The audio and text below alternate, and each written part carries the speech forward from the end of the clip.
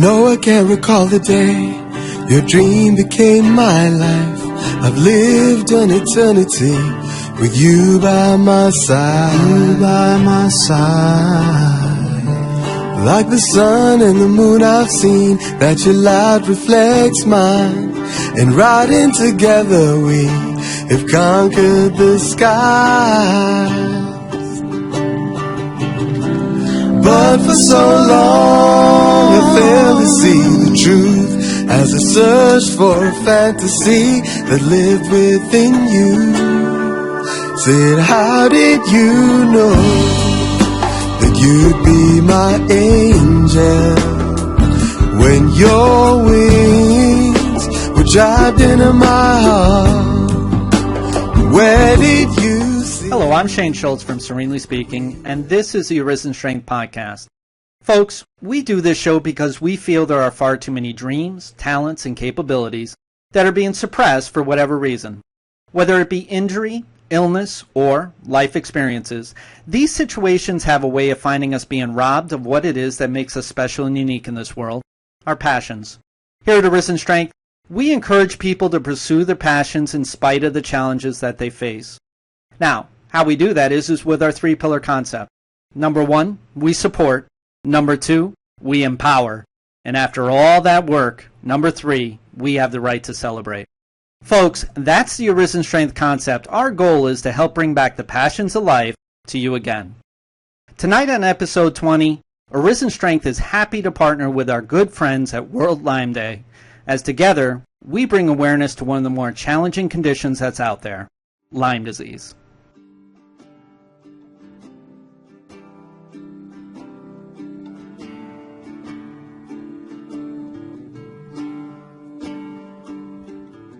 But before we do that, why don't I go ahead and introduce you to my good friend, Wayne the Hack Hacker. Wayne, it's great to have you here tonight. Well, yeah, it's always, as usual, it's good to be here. We have an exciting show. I love doing these shows with the autoimmune diseases, especially all just the very different topics, because we have a pretty consistent message with Arisen Strength. Yeah. And it applies to so many different parts of people's lives. Like you say at the beginning, what is it? Injury, illness, and life experiences. Who doesn't have those? That's exactly. You've got one of those out there. I know you're listening to this show. You've got an injury, an illness, or you've got a life experience. Right.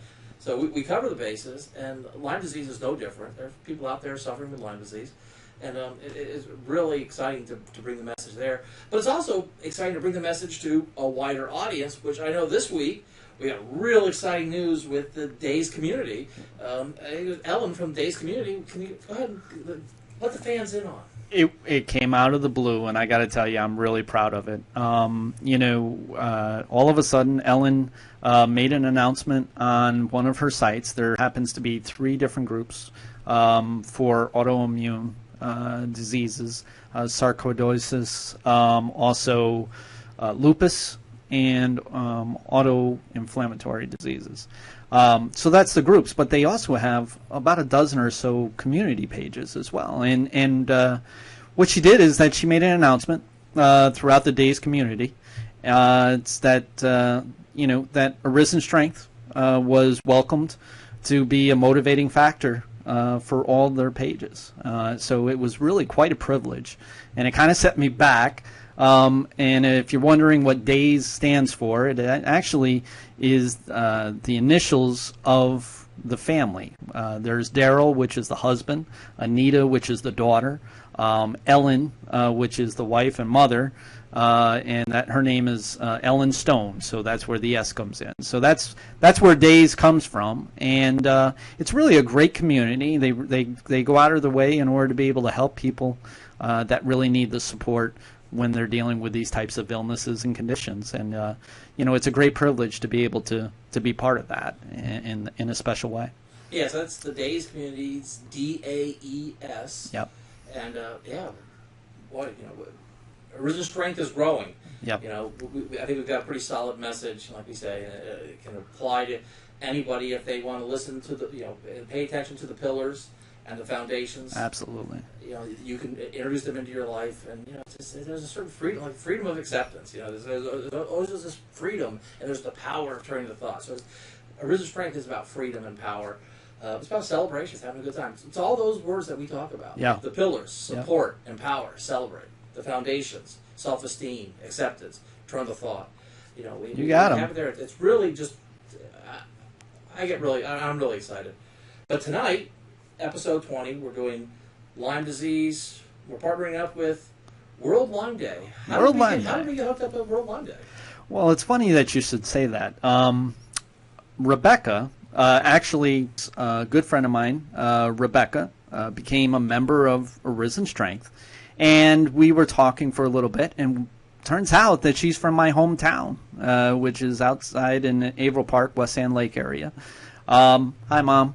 So the idea is that we were talking and got to know the different things that happen in the hometown and everything like that. And then it turns out that she's a co-founder of World Lyme Day. Now, you and I have been talking about Lyme disease, for quite a while. We've been, very eager to bring a show about Lyme disease. And, here it is. A friend of mine happens to be a co-founder of a large organization that supports Lyme disease with World Lyme Day. Yeah, that works out really well. I like to say there's like 4 things I like to say for my personal views. Like, the universe is always speaking to me, and the universe is never lying. But sometimes I fail to hear, and sometimes I fail to believe. Right. This is an example, I think, where I look at it, I go, the universe was speaking, and you heard it. Absolutely. And people somehow, whatever higher power there is or isn't, manages to put the things in front of us that we need, if only we would pay attention. Yeah. And I think this is a great example of that. And it got us this great interview with Terri, of which is the other co-founder of World Lyme Day. And I developed a great friendship with her, and not only from the interview, but overall. And so between the two of them, they're great friends of mine. And we talked about this show for quite a bit, and it came to be that I think that this is a great partnership for this particular show. So I'm really looking forward to it. Now, you had a pretty long conversation with Terri. I think it ran almost an hour.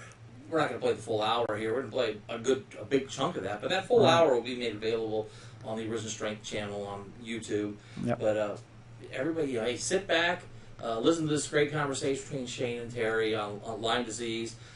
It's powerful stuff, and again, you can hear resonating throughout it all the pillars and foundations of Arisen Strength, and it's a really great interview. Yeah, she's a special lady, and I know that people are going to enjoy this.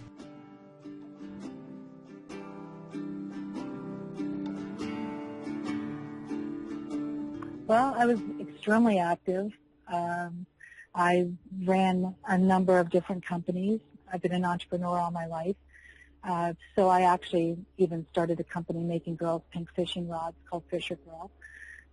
When I actually got bit, I had started another company called Tackle Distribution, and I was in Florida for a conference. And so hence, when I saw this beautiful pond behind a public store, I grabbed my fishing rod and decided, what the hell, it's 7:30 at night, it's beautiful, let's go catch some bass. So I walked through the parking lot and walked down through the grass area and stuff to the pond. And it was surrounded by beautiful, beautiful homes, and proceeded to throw my line into the water. And my husband caught a fish, and he was pretty happy. And I had my phone, and I was pretty happy to take a picture for him. And I walked through the high grass areas, and actually they say that you don't feel the tick bite, or you shouldn't. But I had really rough skin where it was, so it froze the surface of the skin, but it didn't freeze under my skin. Mm-hmm. So when I got bit, it felt like a rose bush thorn, as if I had, stabbed myself with one.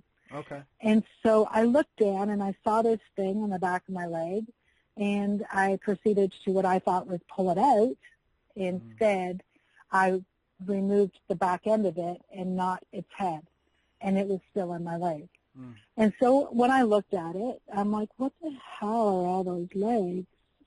I didn't know what a tick looked like. Yeah. And realized that, yeah, I guess it is a bug. And I couldn't seem to get the head out of my leg. It just broke apart and stuff. And it's actually still in my back of my leg. They never ever took it out because my doctor, and this was on a Tuesday in July 12th, 2012, or July 10th, 2012, and by Friday, 4 o'clock in the afternoon, we were packing up from the show, and I started getting sick, and my fever went up to 102, and we were driving home. So we left there with me being extremely ill. We stopped and picked up some medication and thermometer and everything to see what was going on, and prayed that I'd get across the border because, border control when you're sick they don't like. And we went home, and I stayed in bed the next day on the Sunday because it took us 22 hours to get home. And Monday morning showed up at my doctor's. Well, by that point, I had already started this bullseye in the back of my leg, and I was like, he goes, well, where did you just come from? And I said, well, we're in Florida. And he goes, well, you don't have to worry about anything then. That's not anything to worry about. And I'm like, okay. I said, what is it? And he goes, and I said, why do I have a fever? And he said, oh, well, that's a rash from probably detergent in a hotel, so it'll go away. Really? So then he proceeded, and then he proceeded to give me a week's worth of medication and said I should be fine. And then a week later, I wasn't fine. My fever had never broken. It was still 102, would not go down. And then went back, and he gave me 2 weeks of another medication. But I still didn't get put on doxycycline, by the way. I was put on everything else and didn't go away. Then the next time I went back into the walk-in clinic, and another doctor saw me, and she's like, well, I'll put you on this. Well, it took them 7 weeks of putting me on different medications when she finally said to me, if this doesn't stop within 2 days, if your fever doesn't break, then I need you to go to the hospital. And sure enough, it didn't break. I went to the hospital, and they found out I had sepsis meningitis. And so then I fought for my battle of my life. They put me on the highest medications. I stayed on that for another 5 weeks. So really I had a lot of intravenous medication and a lot of oral antibiotics, and still didn't get better. A fever went away. Exactly the opposite actually happened. My fever went away, and I now cannot even get my temperature to go to 95.6. So I sit with a very, very low-grade temperature all the time. It's now affected my thyroid, and so now I'm having thyroid issues. Oh, okay. And that's my next thing. So I agreed that instead of treating Lyme, I would treat symptomatically. Whatever happens, I'll treat the symptoms. Yeah. And that's been my plan, because there's nothing here for me to do differently. I can only really treat systematically what happens, because the Canadian government doesn't even acknowledge it. My test came back, my genetics, I'm positive, IgG positive. We knew, that it's showing that I had Lyme, that my LMD, my doctor, for my naturopath doctor, says that, she believes right now that I'm maybe being blessed with the fact that some of the medications are finally changing some things for me. And so I'm hoping that that's the case. But we live with Lyme, and we don't ever get rid of Lyme. So people that have been bit and think that they're good, they're not good. What they just don't recognize is that down the road, something could set them off, and something could change that. It could be dormant and just waiting for the environmental change or something. Yes, and they believe that that's very, very common, and that being dormant happens. Now, my belief is this. I think, I'm almost pretty sure in 2007, I got bit by a tick when I was up in my cottage. And my cottage is the most endemic area in Canada, so it would make sense that that bite put me into doctors for 7 months. 5 of them, I was really, really sick, and they thought I had Parkinson's. And I had my right arm continually shaking. I had no control of it. And so they think that it was so somebody's behind me, they think that it actually came from that bite. And then my second bite is what made me extremely ill. So I think that that's a huge possibility. I think that that's exactly what happens. There's the, the chance of somebody getting sick if they have Rocky Mountain fever, different story. But if they get bit and they just have the first tick bite, I think that doesn't change them as much as the alternative more and more bites. And I think those people that have multiple bites are the ones that you're seeing that are really chronic, and those are the chronic illness ones. So I think that there is the one bite person that can get cured by Lyme. I think that the multiple bite person becomes this chronic Lyme person, And they know it passes to child, so there's children being born with this. Heaven help them, Yeah. What do you do for them? I mean, this is a disease that, changes the whole function of somebody's life, and I've seen it. I've got lots of young friends that, Paige Spencer in Canada, I mean, beautiful, beautiful girl, 21 years old, and she's been for 14 years fighting for her life. And our Canadian government says, no, we don't have Lyme. Well, yeah, we do have Lyme, and this girl's now proved we have Lyme. And, she's put a huge battle in, and her pills are $7,000 a month for her to have to get treatment. She gets it in the U.S. Jeez. It's a lot of money for a family to have to come up with. Oh, that's this isn't reimbursable. This is out of your pocket. Yeah, that's an understatement. That happens to be awfully common, too, because the treatment for the Lyme really is not covered by your normal insurances. And right. Because one of the things is that when it comes to autoimmune, like I said, there's many overlapping symptoms, and so it's like, well, we had an interview with Michelle for this episode, and she was literally told that it's in her head, and in the meantime she's having all these symptoms that she's feeling and everything. Well, they're not in her head, and that was one of the things that, as I researched it more and more and more, the autoimmune disease, I'm an advocate for, in its entirety. But when it comes to Lyme, I was definitely not as educated as what I thought I was. As I researched it more and more, I came to realize that, these people who unfortunately are dealing with this illness, this condition that is day in and day out, is one that is not being supported in a number of different ways from the medical field. And it's one that, as I saw the amount of the sheer numbers of people that are afflicted by Lyme, it made me think, honestly. I started saying to myself, well, okay, I know this is an autoimmune thing, so is it one of those things as to where it's just autoimmune and, and whatever identifying factor is, that's what we're going to determine that it's going to be named for? It's one of those things as to where I believe that the medical field, the AMA, needs to just simply say, look, we're going to attack the autoimmune affected illnesses and conditions. I don't care what they're called. Absolutely. And I think that's exactly what they have to do. We have people arguing all the time in the Lyme community about, I didn't get disability. I didn't get, I got rejected for disability because they don't see Lyme as being real. And I'm like, why are you even mentioning Lyme? Right. Why are you mentioning it when you could get a lupus, exclusion? Why would you mention other stuff? Right. Just go get what you need to cover your family's need. Who cares about what the wording is? Right. It's a disease. We're sick. We have something wrong.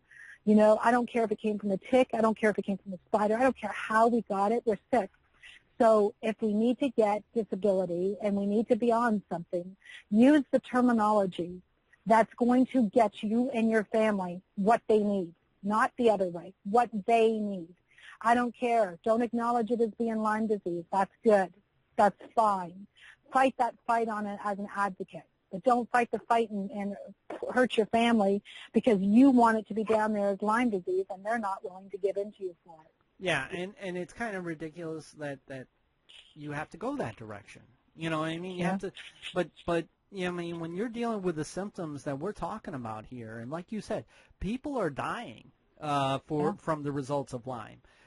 It's not just making them ill. It's not just making them chronically fatigued. It's not just making them have body aches. It's not just making them, you know, have depression or so forth. No, this illness, this condition. These are shutting down people's stomachs. These are shutting down people's hearts. Lyme carditis shuts down your heart. It eats away at your heart. Right. If you have Lyme and it goes to your heart, you're not going to be here whether you want to be or not. Right. It's not going to happen. You know, there are people that are being diagnosed saying that they're anorexic. They're not anorexic. They have gastroparesis. They have something else that's going on because of Lyme disease. It's not because they don't want to eat. They're sick. They have the disease. You know, it's crazy that everybody wants to argue about, you know, what it's called. It's an illness. I don't care what it's called. Right. It's an illness, and if the government wants to pay you because it's going to be called Lyme carditis or it's going to be called, you know, Parkinson's or it's going to be called Alzheimer's, I don't care what it is. Get your money from the government. Yeah, pay yourself. And make sure you can survive. And do what it is that you need to do in order to be, like you say, to survive and to get better. You know, I mean, you know what Arisen Strength is about. You know, we ask people to pursue their dreams, talents, and capabilities in spite of the challenges that they face. Now, I know that people that have Lyme disease, as well as any other autoimmune disease, I know that it's not easy to even think about those things. And we had a long discussion in regards to how these illnesses, they consume us. And one thing that what we try to do is we try to make people look at things from a little different view so as to be able to see a little bit further than what it is that they saw the day before that and the day before that. You know, so we're trying to do our part in order to be able to help the person while the professionals treat the patient. In this case, when it comes to Lyme, the professionals are having a very difficult time treating the patient for whatever reason that is. But you know what we're trying to do with Arisen Strength is that we're trying to help that person, you know, be able to, on the good day, live the life that they can to the fullest, and on those days that are a little bit different than a good day, you know, do the best that you can when you can. So in that terminology, talk about some dreams or some talents that you're thinking about. I know you've done some amazing things in business and so forth, and I know that you're doing a whole lot with World Lyme. Is there any goal that you have in mind in the near future or far distant future? Absolutely. You know, I think we all walk down a path that we expect it to go a certain direction and something changes, you know, and when that changes and it puts us into a different perspective, we reevaluate where we're at. And I think that part of the things that happen with Lyme patients is they don't look at this as an opportunity to make a change. Mm-hmm. They look at it as being it's changed them and that they're doomed. You know, it's not the direction they wanted to go. And I don't look at it that way. I mean, I never thought I was going to be a Lyme advocate. I was an advocate for the outdoors. Mm-hmm. You know, now I'm an advocate for a bug. A lot different. But I think that I'm a really good advocate when it comes down to the fact that I'm just accepting life as it goes along. You know, I'm not trying to change it. And I hope every single day that I can get up and do one thing, whether it's just inform somebody or to, you know, make a difference in somebody's life in a completely different perspective than I used to. Did it come upon me, and should I be angry for it? No, my life is actually way better today, I believe, than it was 5 years ago. You know, and I think I'm on a better path now. And did it take Lyme and a stupid tip to do it? Yeah, it did. But, you know, I've got to live the dream. And it's about just going forward with what we have. I don't begrudge any of it. You know, I'm glad that it changed my life. I'm glad that it's changed who I am. I'm glad that it opened up new doors to new friends. And, and new opportunities and stuff. This isn't what I ever thought that I'd be doing, but at the very end of the day, I am not sorry for one moment of it, and I wouldn't take back one day of my pain for, everything that it's taught me and I've learned. So, well, it's funny. We're kind of similar in that sense, because in dealing with, my chronic severe depression, my post-traumatic stress disorder or PTSD, borderline personality disorder. I've gone through a life that has been pretty tumultuous. It's been challenging for a very long time, and I very easily could be consumed by that. I could be to the point. In fact, I have been to the point, with suicidality and so forth. And so. But I could even be worse. I could just merely exist, and that's another thing that Arisen Strength talks about is life is not merely to exist; it is to live, and it is to live to the most that you can. And so, so we're very similar in the fact is, and I believe it's a higher power thing for me, and meeting you, I've already said, is a higher power thing, is to where, we've been given the challenges that we've been given so that we can help many more, and so I truly believe that. Some people may think that I'm crazy. It's like to have the life that I've been challenged with. Would I change things? It doesn't do any good in order to try to wish that it could be different.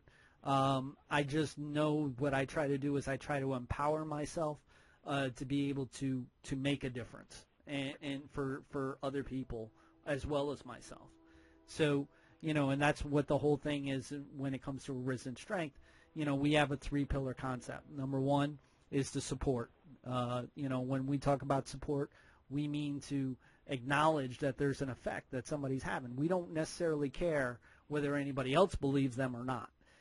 What we care about is that there's an effect with the person. Number two, what's real with them? Right. What's real with them? Right. Absolutely. And number two is to empower. And when we say empower, we mean to encourage and to educate.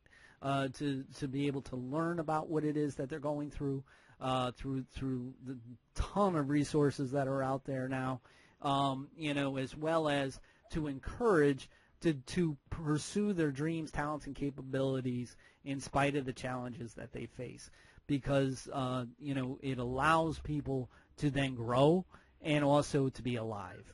Because that's what makes us special and unique in us is those dreams, those talents, that's something special that is meant for each and every one of us.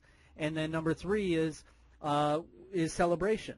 And when I say celebration, I mean it's a reward, it's a ritual. For all the work that we do. After all that work, we have the right to do that. And I really do believe that over years, it's going to take some time, but over years somebody's going to come to us and say, hey, because of the different things that I've learned through Arisen Strength, I now can do this, or I now am doing that. And that's a celebration that we really look forward to. I don't think you're going to see it taking that long, to be honest with you. I think that a lot of people sometimes just need somebody to listen. Well, I appreciate that, and however long it takes, we're going to be here, and then we also have our foundations of Arisen Strength, and the foundations being our self-esteem, which is a big thing when it comes to illness and injury. People just, like I said, we talked about before, they get consumed with it, and they don't sit there and move out of it. A lot of people say, well, you got to move on. Well, that again, that's the wrong wording. That's judgmental wording. It's like, hey, they are moving on. Nobody understands that. They are moving on. It might not be at somebody else's pace. Right. But they are moving on. Right. And they don't want to be judged. They don't want to do stuff.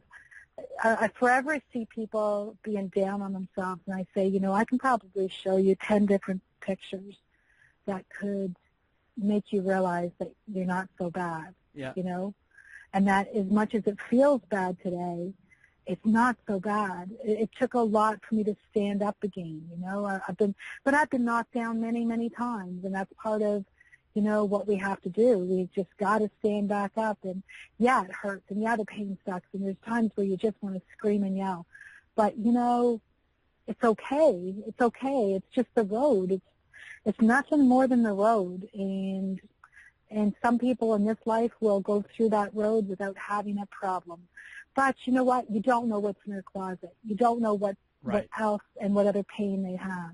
We just assume that everybody's doing way better than we are. And that's not true. No. I can prove that. I can show you lots of pictures. There's a lot of people doing a lot worse than we are. Yep. For that, I'm thankful that we are given what we're given. And that's the thing is, and like the second part of our foundation is to the power of turning the thought. I mean, if we're able to turn the thought, that's a lot of power that we have, because it doesn't allow us to be consumed. It doesn't allow us to be submit to what it is that our challenges are forcing us in.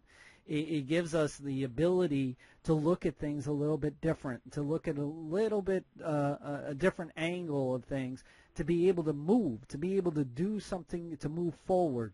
There's a Rocky movie that's out there, and he would say to his son, it's like, it's not about how hard you get hit, it's about how hard you get hit and keep moving forward. And and that's tough. That's real tough when you're talking about these illnesses and conditions. And then the last foundation is that the freedom of acceptance. And one thing, we had a show our last show was about lupus, and we had a great guest by the name of Joelle Lupus Stephen May, and she was amazing. She was like Arisen Strength all the way. And she, she came right out and she said, I had to accept that my 70% was now my new 100%.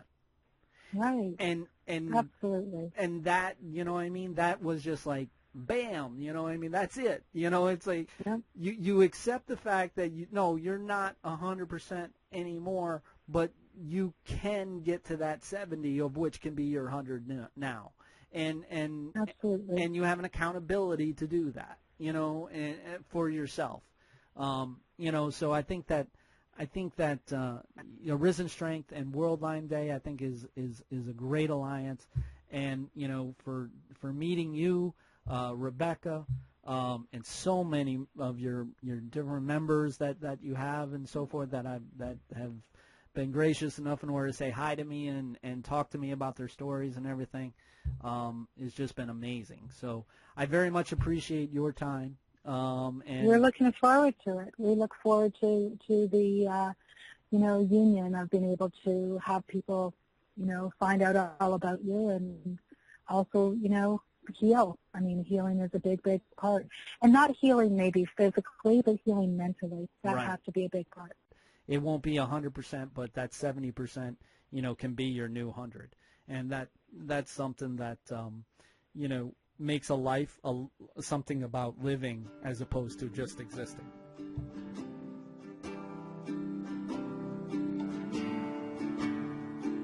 So that was my good friend Terri Cross from World Lyme Day. Boy, she didn't hold back on the numbers, did she? No, she really didn't. We struggle with these numbers for the last week or two, yep. As you know. And just to be really, really clear, we want to try to be as clear as we can when we state these numbers.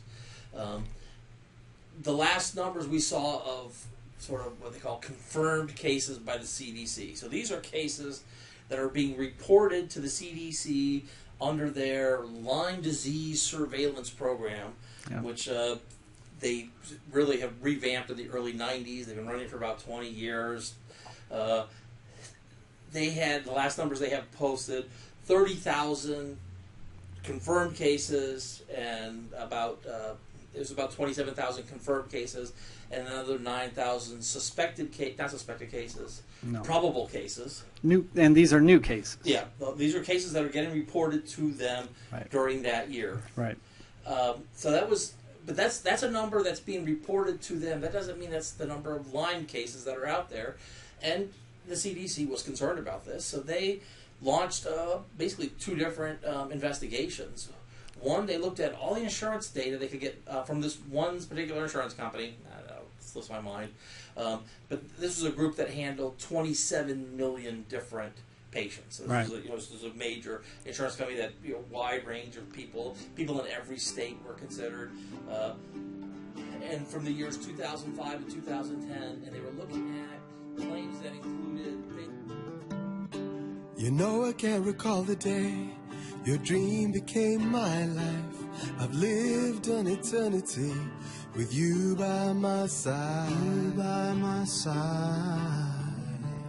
Like the sun and the moon I've seen that you Don't use the ICD-9 Lyme disease tag in their diagnosis, so those cases weren't getting picked up. But they had a sense of how many that was by looking at, again, they go back to those confirmed numbers. They found the confirmed cases, and then they went and looked at the medical records of the people who were confirmed cases, and they found only about 50% of those. How did you know that you'd be my angel when your wings were jabbed into my heart?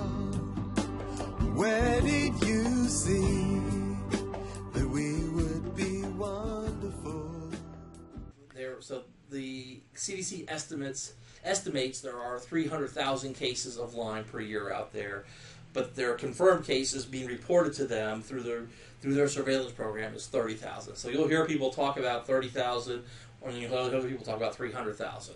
So are they talking about confirmed cases, meaning reported to the CDC, or are they talking about estimated cases as the CDC estimates is out there? So those are two different numbers, and there's a wide range, as you can see, between being reported and being estimated.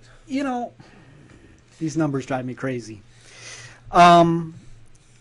Here's the thing. In my experience, and I've talked to a number of people who are in the know of dealing with these diagnoses. The thing is that the reported portion of it is the fact that the doctors are somewhat asked not to talk about Lyme disease. They're really, because again, we've got overlapping symptoms. These symptoms are overlapping for all these autoimmune issues, all these autoimmune conditions, whether it be lupus, multiple sclerosis, Lyme disease, chronic fatigue. All of them are overlapping. So it's very, very easy to miscategorize what it is that they're doing, and what it is that's reportable. Now, here's the thing, and like I said, these numbers drive me crazy. In all honesty, these numbers don't mean a thing to Arisen Strength when it comes to helping a person. Because as far as I understand it, these numbers don't help anybody. They just confuse everybody. Okay. You know what I'm saying? I mean, I've dealt with a number, in my experience, over 20 years dealing with medical billing, medical terminology and everything. I've done with a whole lot of different studies and everything. I've never seen one be so grossly off. Whether it be, you can't go from 30,000 to 300,000, in a snap of a second, and again, it's just, like I said, it doesn't seem to help anybody. So as far as Arisen Strength is concerned, I understand the numbers to be acknowledged. I get that. I understand that it's helpful for the person who has Lyme to be counted for. Well, these numbers are going to be important to somebody who's out there who's trying to raise awareness to increase funding for Lyme disease research, so that we can look into what's referred to as the chronic, right? What some people call chronic Lyme disease, which you'll see in the literature referred to as the post-treatment Lyme disease syndrome, PTLDS. Right. So all the numbers are going to be important to some group, some population out there that's doing something. At Arisen Strength, what are we doing? We're trying to get people to take sort of control of their life. Yeah. And to recognize, to use the pillars and foundations. Right, and that's what Terri talked about a whole lot in that interview.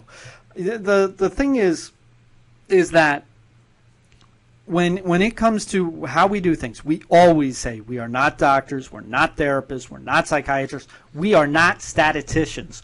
We do what we do. We are people who care and who have a number of experiences that we believe can be helpful to other people so that they can make their life a little bit better than what it was the day before and the day before that. Making your life better in the moment, right? So that you can accept your condition, and accept doesn't mean tolerate, right? No. Accept means recognize the reality of the situation, right, so that you can make a decision going forward. And then we talk about things like self-esteem, and again, self-esteem there, we talk about ownership, and we talk about accountability, yep, as being part of that self-esteem package. So these words that we talk about, these foundations that we talk about, are extremely important for anybody given your illness, injury, or life experience. And so if we can hash out the numbers and we can argue about the numbers, and the numbers are never going to be exact, and we're not going to agree on it, but there certainly is a big difference between cases that are being reported and to the CDC, and the CDC themselves estimating how many cases are out there. And the fight is literally 50-50. That's why it's so crazy, because there's 50% of the doctors that believe in the science of everything, and they don't want to venture out of that, or they don't want to tread onto it. And then there's 50% are literally saying, "Hey, I don't care what it takes. I wanted to help my patient." So that's one of the reasons why it's as crazy as it is. But you mentioned something, and that was the fact that we want to utilize our pillars and our strengths to be able to help a person today. To turn the thought, to utilize acceptance, the freedom of acceptance. Talking about Terri has been through a whole lot of different things. She'll tell you a whole lot of different things that she's been through. And she is as strong as what she's ever been. She looks as wonderful as she ever has looked, and she'll tell you that herself. She actually thinks that Lyme has something to do with that, in somewhat of a joking manner, but somewhat, you don't know. But the thing is that it didn't stop her. She's been in the situations as to where, she's been in the hospital. She's been misdiagnosed. She's in Canada. There is no Lyme literate doctor there. And you talk about ownership, and that's what I want to really bring up. Listen, it's no holds barred when it comes to these autoimmune diseases. So here's the thing. The doctors themselves, like I said, they're not being trained in order to talk a whole lot about Lyme. They're talking about the symptoms. When you come in and you say you've got a headache, hey, they know what that symptom is. They know how to work the process down to be able to help you. If you've got aching joints and muscles, they can help you. If you talk about Lyme, some are going to help you, some are not going to help you. Some of them are going to actually tell you that it is your own situation in your head. Well, I like it because sometimes they might even phrase it, and if doctors and just lay people too will talk to you, there's nothing wrong with you. Right. It's all in your head. Yeah. Well, if it's that much in your head that you're feeling those symptoms, then you're not all right. So no. Just that sentence itself doesn't even make sense. There's nothing wrong with you, it's all in your head. Right. No, if it's in my head and causing me, then there's something wrong with me, and so I have to really start paying attention to what's going on and not to be sort of written off. And that's the thing is when we're talking about taking ownership, when you go to the doctor, listen, I'm telling you, empower yourself to be on the same page as your doctor. Go out there, look for the information that's on the internet. There's plenty of resources to be able to look for. Believe me, I've seen every single one of them, I think, over the past month and a half. The thing is that you need to go in there and you need to tell them what's going on. You need to be completely honest with what's going on. They need to know exactly what's going on. It's not just, I got a headache, but it's not that big of a deal. I got an ache in my arm, but it's not that big of a deal. I'm empowering you to go and be there. Look, you don't work for them, and they are there for you. Utilize them because they're the ones that are to help you. But they can't help you unless if you help them be able to help you. And I understand that there are going to be some that are going to say, hey, there are some doctors that don't want to even touch Lyme disease. I get that. But you have to do the best that you can in order to make your situation optimal for being able to be helped. And that's by empowering yourself, getting the terminology, the language, and so forth. When you walk in there, that doctor knows you're not fooling around. You're not a victim. You're a person that is sick right now. Right now. Remember in the other episodes we talked about? Right now. That's only now. That's not tomorrow. That's not next week. That's not next year. Sometimes it can be just right now. Now, you did indicate that there's a lot of autoimmune diseases and a lot of autoimmune syndromes out there, conditions that mimic Lyme disease, and there's a lot of overlaps in them. Yeah. But Lyme disease also has, which similar to lupus, there's a rash. There's a rash, not always, but that there is a rash that comes along with the Lyme disease. Yeah. And they refer to it as the EM rash. Now it's slipped my mind what the EM is, but only about 70% of the cases get the rash. But the rash can also look there's what's the bullseye rash, right, which is about half of those cases. So about a third of the cases out there, you end up with this bullseye rash, which is, when you see that, you say, oh, that person's got Lyme. Right. That's one of the things. It's one of the few things that gets that bullseye rash. But the rash you get doesn't have to be the bullseye rash. Half the rash cases, it doesn't look like the bullseye, and so you go in. You want to make sure that you have a doctor, or that you're dealing with a doctor who understands that. I think they might, but when you don't yourself think that you have to have the bullseye rash in order to have Lyme. Yeah. You can get it with others. You can have, it can be a long. The thing about the Lyme disease rash is it grows over time, right? As opposed to like maybe like a small spider bite or something where you get a little rash there, but it doesn't seem to be sort of growing. The Lyme rash will grow, and that's what gives that bullseye effect, because it'll kind of be red here, and then it will kind of spread out, and then by the time you see it again on your body, it's a bigger red ring, but now it's got the bullseye effect. Yeah. Or it could be a growing rash that kind of grows out, or it could just be just a rash that's just getting bigger and bigger and bigger at the center where the bite was. It's a bite you almost, say you never feel it, but you really don't don't. feel the bite. You really don't, because what happens is that the tick goes, when the tick bites down into your skin, it literally sends in a natural anesthetic, of which is similar to what Novocaine would be when you go to the dentist. So you don't feel it. And so but in the meantime, their main purpose is to draw blood. And what happens with a tick, they end up blowing up a little bit larger than probably, I don't know, a nickel or so, of blood that they take out of you. But in the case of Lyme disease, what happens is that the tick also has a bacteria of which it backwashes into the skin and underneath the skin, to where that's where the Lyme disease ends up being present. And I turn out with the Lyme disease, is most of the cases come actually from the little tiny, the nymphs, as I say. Yeah, the little one. It's the very young. So it's not the pupa, but sort of the next stage of evolution there for the insect. But they're really small. It's like the size of a poppy seed. Very small. Some of them are. And so that's another thing, is their bite is very small, so it's hard to feel the bite because of that. It's hard to feel the bite because they're sort of anesthetizing you. And they kind of need to be attached, generally speaking, for 24 to 36 hours, 48 hours before you start getting that backwash to get in there sufficiently to get the infection. Yeah. The larger ticks, you tend to notice those and get those off, so they don't have the time to sort of suck their, to be stuck to you for as much, and for other reasons, you don't contract it as much from the. Yeah, I guess the whole thing is that when it comes to Lyme disease, there's a lot more questions than there are answers. And to be honest with you, in my personal opinion, in my personal research, I believe that the people that have Lyme disease or believe that they have Lyme disease, I believe that they've pretty much been circle jerked all around. And I can appreciate what's going on. It's one of those things, it's the freedom of acceptance.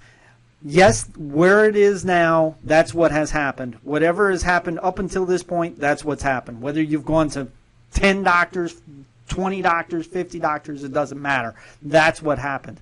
But when it comes to Arisen Strength, we are talking about helping a person instead of treating the patient. That's not what we do. We help the person so that we can get your mind set so that you can be susceptible to change, to be able to make your life a little bit different than what it was the day before and the day before that. You know, that's pretty much our show for Lyme disease. As I say all the time, no matter what topic that we do, you know, there's just not one topic that we're going to cover in one show. Mainly when it comes to these types of illnesses and conditions and so forth, we're going to do a lot more in the very near future, and we're going to have a lot of few announcements over the next month or so as to what it is that we have planned. I want to say thank you to Terri Cross for doing the interview with us. She was absolutely wonderful, and with World Lyme Day. I got to also mention Rebecca. Not only is she a good friend of mine, not only is she from my hometown, you know, but she is absolutely wonderful. She's the co-founder of World Lyme Day. She was actually scheduled to do an interview along with Terri, but because she didn't feel up to it, we went ahead and we said, you know, we'll do something else down the road. But I got to tell you, she's pretty amazing. She is right on top of things when it comes to the numbers and statistics. She's, you know, she's the one that does all the artwork when it comes to World Lyme Day and different posts that she does and so forth. You know, so she's pretty amazing. Together, the two of them are a great combination at World Lyme Day. If you have Lyme, if you know you have Lyme, or if you suspect that you have Lyme, or if you are somebody who are a caregiver of somebody who has Lyme, I really you know, endorse the fact of going to World Lyme Day. They'll definitely give you as much information that you want to hear about, learn about, and they'll help you out with that. So, what else? We talked about the struggles that people go through in their day-to-day life with Lyme disease, and we heard a little bit of it with Terri's interview, but that was only about half of Terri's interview. Oh, yeah. We're making Terri's interviews about a full hour. That's going to be on our YouTube channel. You know, our YouTube channel, this is something it's been around for a little bit, not very long. It's still under construction because we're actually removing other videos over to the new channel. The Arisen Strength YouTube channel is going pretty strong. It's where we store all our videos, all our shows. You know, so definitely take a look at us at YouTube. Either, you know, subscribe to us or give us a like, whatever. Even leave us a comment. You know, we'll be sure to you know, reciprocate with an answer for you for sure. And I think it's coming along pretty good. It's a good resource, you know, for what it is that our show's about. So, what about Chatzy? Yeah, Chatzy, as we've learned in the last couple of weeks, it's got a great mobile app too. So if you're on a mobile device, go to our Chatzy chat room. It's www.chatzy.com/ArisenStrength. On mobile devices, use m.chatzy.com/ArisenStrength. We're in there on Sundays and Thursdays. We have the new episodes and the recap episodes. We're in there, but we're also in there on the off Sundays and the off Thursdays. And it's kind of a chat room to sort of meet with the family, you know, the other people who come to Arisen Strength and use our pillars, use our foundations in their daily life. Sure. We laugh sometimes. You know, we play music. We you know, DJ Hack is in there, you know, pulling videos out of YouTube, and we're sharing YouTube videos. We got people in the audience there yelling out, "I want to hear," and then, you know, whatever it is, and then we got a chance to share music. I think sharing music is very therapeutic. Yeah, we've got quite a few that come to the room that have fibromyalgia, and that happens to be our next show, which we're going to be airing on the 13th of September. So, you know, I mean, it's definitely a great resource for us. You can actually watch the show and chat with friends right at the same spot. So I think that's a great deal. And, you know, I mean, that's what we're trying to do, folks. You know, it's all about living. You know, it's not about mere existing. It's about living. That's what Arisen Strength's about. Live life with purpose. Good night, everybody. Good night, everybody.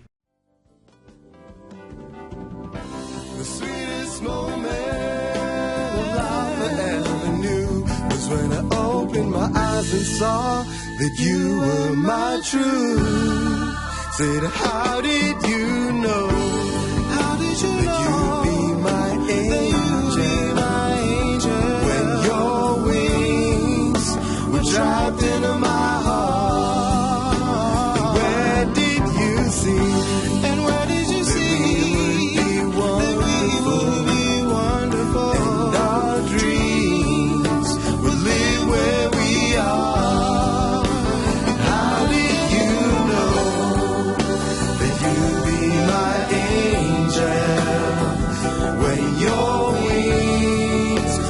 trapped into my heart. And where did you see that we would be wonderful and our dreams would live where we are? How did you know that you'd be my angel when your wings were trapped into my heart? Where did you see that we would be wonderful and our dreams would live where we are? How did you know that you'd be my angel when your wings were trapped in my heart? Where did you see that we would be wonderful and our dreams would live where we are? How did you know that you'd be my angel when your wings were trapped in my heart? Where did you see that we would be wonderful and our dreams would live where we are? How did you know that you'd be my angel when your wings were trapped in my heart? Where did you see that we would be wonderful and our dreams would live